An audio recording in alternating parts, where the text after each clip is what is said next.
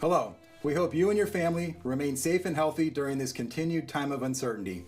My name's Ken, and this is Jason. We're excited to share and present to you some valuable information on the economy, specifically the stock and bond markets, all based on information from LPL Research's Mid-Year Outlook 2020. Here we are at the midpoint of 2020. We're mindful that it's been an extremely challenging year for the United States and really all around the globe. We're in the midst of a pandemic that continues to impact all of us, our communities, and our economies. Together, we're looking ahead for new ways to face these challenges and how we can prepare now for better times.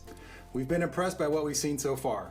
The resiliency and accelerated innovation among large and small businesses, efforts by our national, state, and local governments to support our communities, and most of all, the dedication and unprecedented cooperation among our frontline health professionals, medical researchers, and everyday people to guide us through this health crisis. Let's begin with the economy.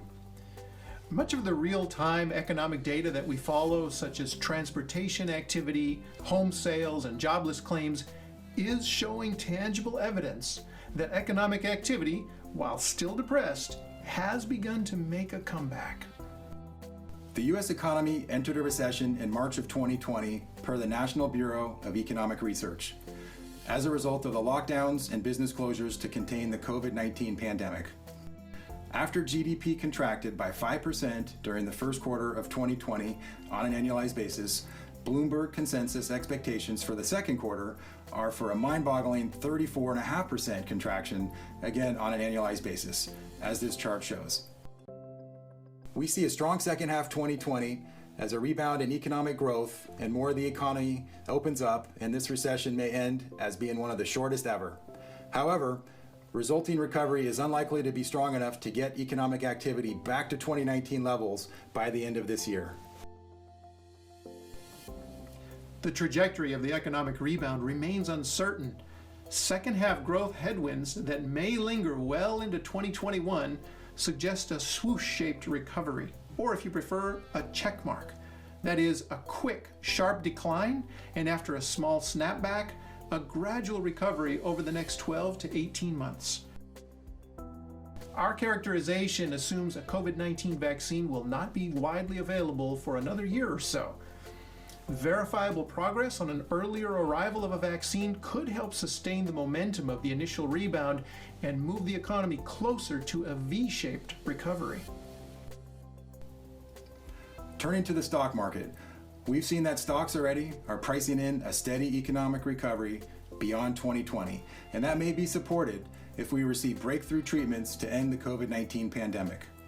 However, the optimism we see reflected in the S&P 500 index now may limit the size of the gains over the rest of this year. Our expectations for a gradual economic recovery in the second half of 2020 appear to be in conflict with the S&P 500's rapid ascent over the past 12 weeks, from March to June. On one hand, gains may appear appropriate based on the likelihood that the recession may be the shortest ever, aided by the massive stimulus response by policymakers and initial progress toward a vaccine. On the other hand, the risk of a second wave of COVID-19 remains, particularly as some southern and western states have seen increases in infections and hospitalizations. In addition, some of the 20 million jobs lost in March and April of this year, as reported by the U.S. Department of Labor, will take a while to come back due to social distancing constraints and potential for lasting changes in consumer behavior. The uncertainty around these paths suggests stocks again may have come too far too fast. Historically, the journey to record highs has taken at least a year, often longer. Our current S&P 500 earnings forecast for 2020 is between $120 to $125 per share. At the midpoint, earnings would drop about 25% from 2019's level. This is roughly in line with the average historical decline in recessions, as this chart shows. Our year-end target range for the S&P 500 is 3,250 to 3,300 based on a PE ratio of slightly below 20, which may limit the upside potential for the rest of this year. Turning now to the bond market, we do expect interest rates to remain at historically low levels, but the direction may be higher over the rest of 2020. Our year-end base case forecast for the 10-year U.S. Treasury yield is between 1 and 1.5%, which would be the lowest level to end a year on record if realized. The Fed is unlikely to cut or hike rates in the remainder of 2020 and may not even in 2021, even if economic recovery is a little better than our baseline expectations, as we show here. Persistently low inflation during the last expansion should minimize any Fed concerns that it needs to raise rates preemptively to control inflation. It is likely going to continue to be a challenging environment with significant uncertainty, which may lead to more volatility in the next few months, especially with a highly anticipated election in November. Although all election years feel different, 2020 no doubt may be one of the most unique election years ever.